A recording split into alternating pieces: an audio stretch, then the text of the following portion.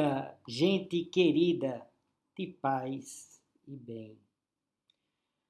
Mais uma vez eu desejo a todos e todas um bom e abençoado domingo para todos, todas. Paz e bem, gente querida, de paz e bem.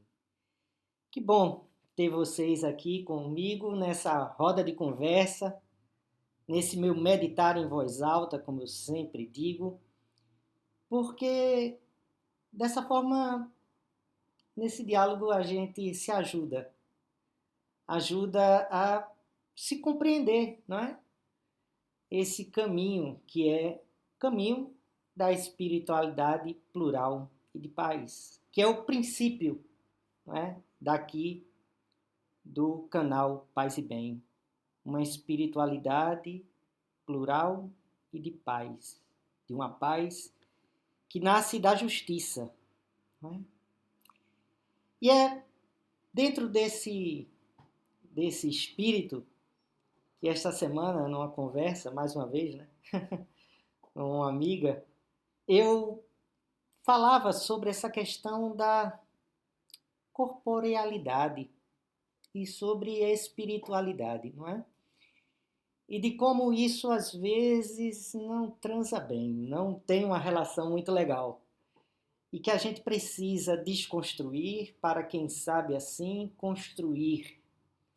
Só esse tema daria programas.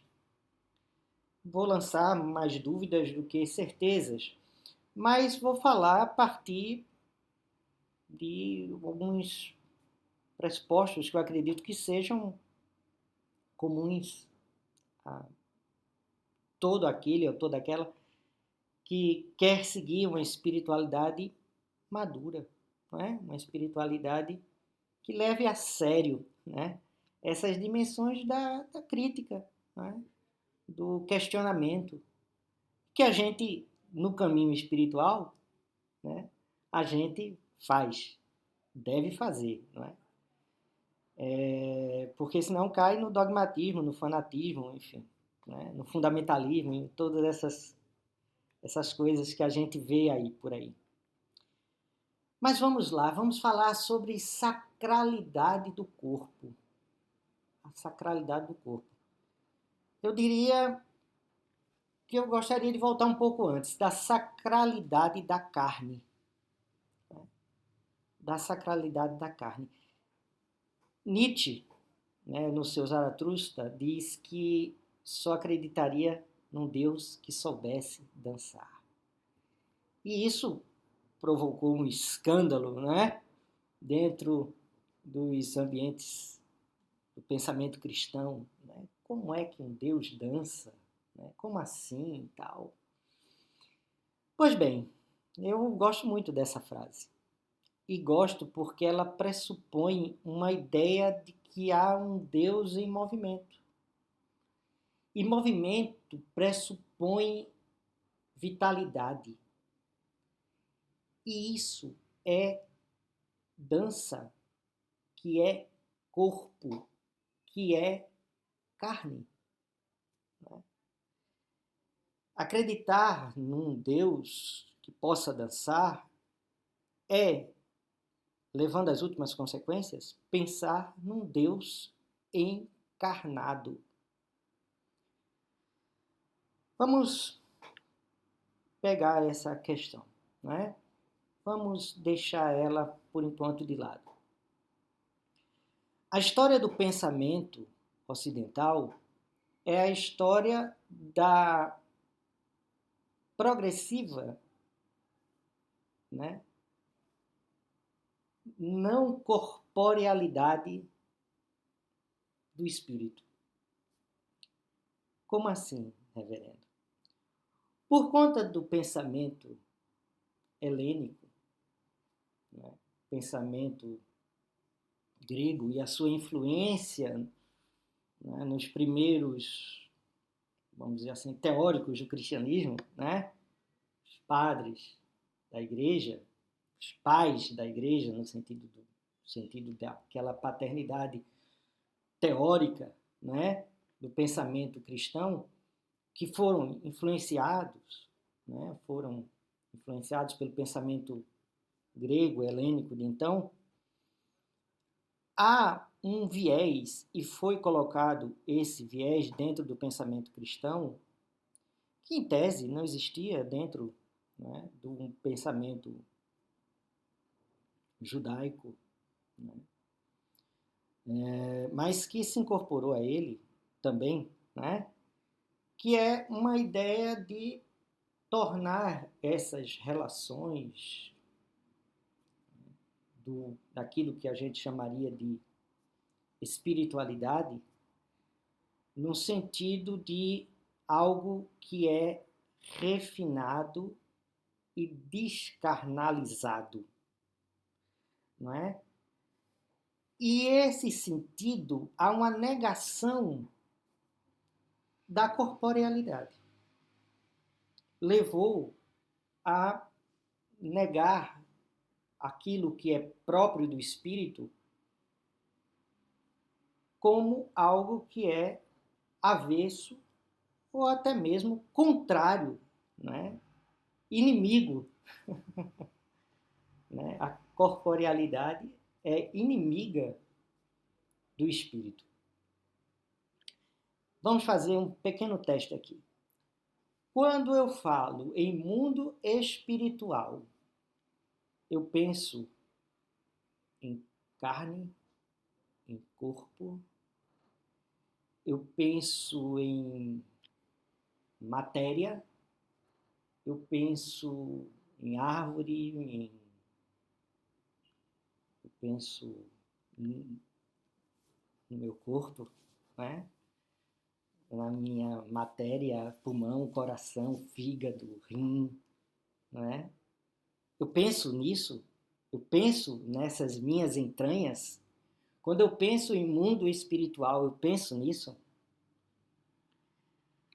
No máximo, a gente pode pensar né, em algo mais sublime, sutil, astral, não é?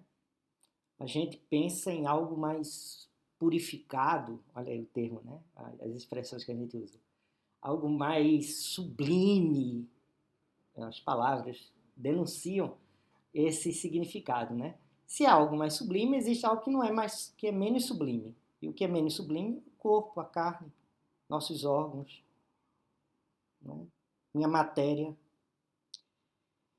Então, isso, como eu disse, se deve ao pensamento platônico, helênico, né?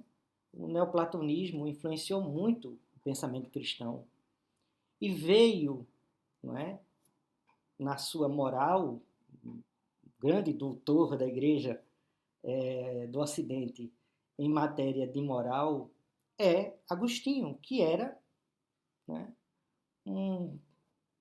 tinha uma influência neoplatônica, né, e que tinha tido uma experiência, né, teofânica, uma experiência de Deus, e aí ele se converte, né? Mas ele carrega muito dessa visão, né? Dessa visão negativa da matéria, né? Dessa visão ruim da matéria, nessa coisa que a gente precisa se libertar, que a gente precisa exercitar o espírito para sublimar essas coisas. E daí, claro, o argumento, por exemplo, do celibato, né, que existe nas igrejas por conta dessa visão mesmo, né? Ora, se a busca algo do sublime, a gente tem que sublimar a sexualidade, inclusive aquela que não exclui, não é só, mas também não exclui a dimensão genital, não é? Então, mas como não nos podemos nos tornar eunucos, nos tornemos eunucos no espírito. Bem, então, por que por que essa necessidade de pensar essas questões? Porque na conversa, né, que eu tive essa semana, a gente vê o quanto isso tem sido motivo de culpa, tem sido motivo, não é, de as pessoas se acharem indignas, de as pessoas se acharem não suficientemente evoluídas para poder, enfim, e isso cria mais problema do que solução.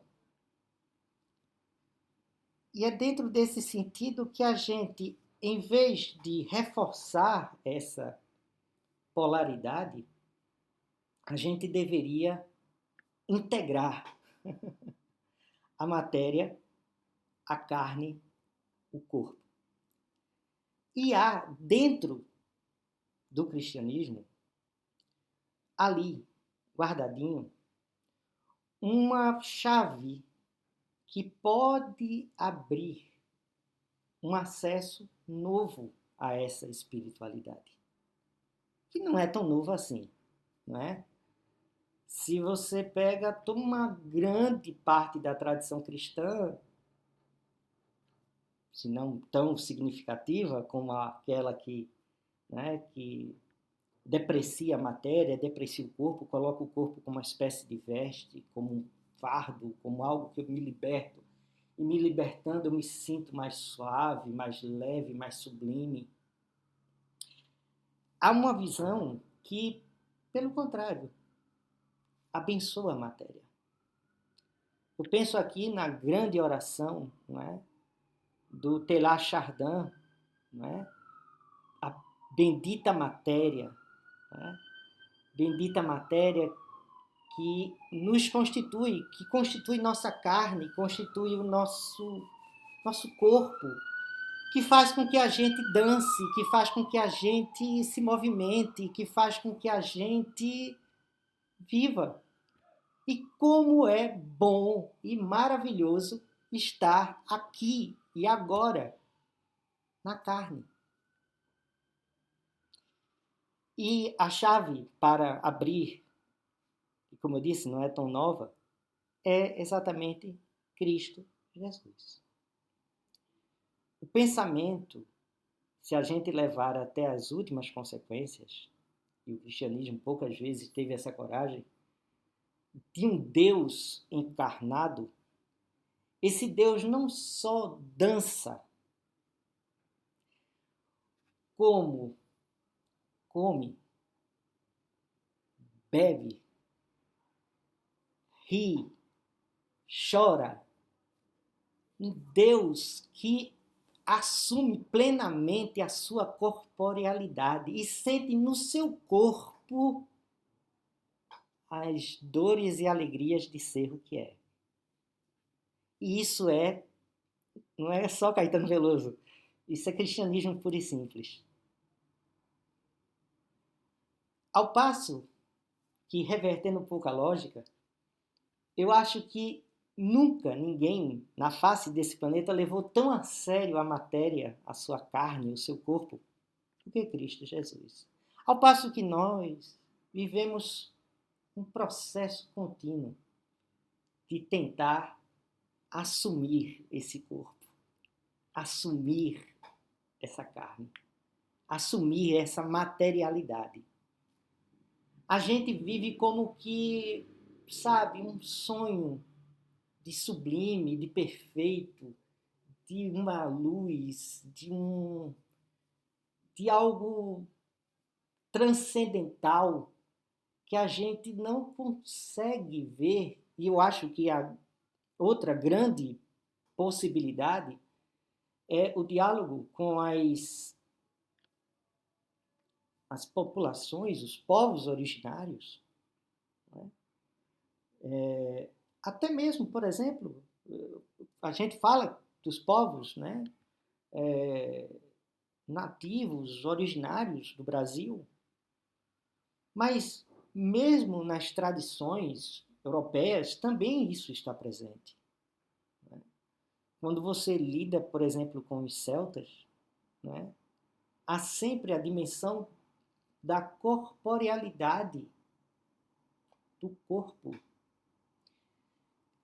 Aquela cena, né, do mito do Arthur, né, sendo levado, né, para Avalon, para as Ilhas Encantadas, em corpo, é porque é corpo mesmo. Não foi o espírito de Arthur que foi. Porque sempre foi algo que nunca bateu muito bem. Quando aquilo que fala do mundo dos encantados, o mundo dos encantados é um mundo material. Porque o mundo todo é encantamento. Ou deveria ser. E se não é, a gente deveria perguntar por quê. Por que não é encantado o mundo em que a gente vive? Por que esse desencanto? Quem sabe esse desencanto não estaria na percepção mesma de que a gente o deprecia. E depreciando, ele se recolhe. Porque o mundo, a matéria, a carne, o corpo é bendito, é abençoado. Ele não é, dentro da tradição de uma percepção de uma antropologia cristã que leva às últimas consequências, essa dimensão da encarnação do Verbo divino, que é a dimensão mesma de que o corpo não é uma roupa que eu uso, não é uma coisa que me envolve, que envolve a minha alma. Pelo contrário, a alma envolve o corpo. Na verdade, a alma é nosso corpo. Como é que eu sei disso, reverendo? Pelo testemunho de vida, nascimento, vida e morte de Jesus Cristo. E mais ainda, pela sua ressurreição. Porque ele ressuscitou no corpo. Isso é pirante, não é? Isso é muito louco. Mas é o corpo que foi dignificado em Cristo. Nosso corpo precisa ser dignificado. Precisa ser assumido. A alma é que, na verdade, veste o corpo. A carne, a matéria de que somos gerados. Daí a dignidade que devemos ter com ele. Como? Dançando. Sorrindo, brincando, gozando, vivendo a alegria.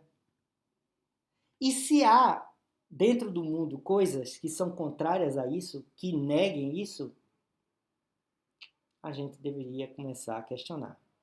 A gente deveria começar a ver sobre um outro ângulo essa dimensão da nossa espiritualidade. E assumindo o corpo, não tê-lo como um fardo, como algo que é pesado e que a gente podia perceber, quem sabe, né? A experiência em vida da ressurreição. Nossos corpos anseiam pela ressurreição da nossa carne, assumida plenamente, né? Pela aura, pela alma que a veste. E é assim que a gente pode superar algumas dificuldades, né? Alguns problemas que a gente tem em relação ao nosso caminho espiritual. E torná-lo assim mais leve, mais humano, demasiado humano. Olha aí, mais uma vez Nietzsche, né? Em nós. Se você gostou desse programa, dê lá o seu like, aproveita aqui, ó, rapidinho, não custa nada. Dê o seu joinha, compartilhe com aquele amigo e amiga que você acha que é legal pensar fora da caixa, né? Essas ideias. E também, se você puder e quiser, faça a sua assinatura solidária. Tem um link aqui embaixo, gente, para fazer a assinatura, tá bom? E como eu sempre digo aos assinantes e às assinantes, nosso muito obrigado. Ajuda demais na manutenção do canal, tá bom? Nem precisa dizer, né? Que se você não é inscrito, inscrita, se inscreva no canal Paz e Bem. Você é mais do que bem-vindo. Pois bem, e é nesse sentido da carnalidade, da corporealidade santa, bendita, divina, não é? Porque, na verdade, a gente está aqui é para isso mesmo, para viver essa dimensão. Viver essa realidade, não é? Reverendo, mas ao sublime, coloquemos na conta do mistério, coloquemos na conta do devir, do vir a ser, do nascimento que vamos ter, onde vamos nascer novamente. Não é? Então, deixo aqui o convite para às 21 horas, vocês, todos e todas, mais do que convidados, convidadas, a oração fim do dia, aqui no canal Paz e Bem. E também, né, a receberem todos e todas, né, a bênção. Que Deus abençoe a sua carne, o seu corpo. Que Deus abençoe cada órgão. Né? Cada parte do seu corpo seja abençoada. Né? Sua carne bendita, de que você é e está, né, revestido da sua alma, do seu espírito, a gente possa receber essa bênção de Deus. O Santo Deus e doador da vida a reverenciar, nos ensine a reverenciar toda a obra de suas mãos, a sua criação, meu corpo, a minha carne, o mundo material que está aí, cada árvore, cada ser, cada bicho, né? Cada lugar, cada coisa. Abençoe tudo. A louvá-lo em tudo o que fizermos e tomar parte no trabalho da criação. E a viver para a sua glória. E a bênção de Deus Onipotente, Pai, Filho e Espírito Santo, seja com vocês, hoje e sempre. Amém. Grande abraço, gente querida. Até o próximo domingo, se Deus quiser. Tchau. Abençoada semana.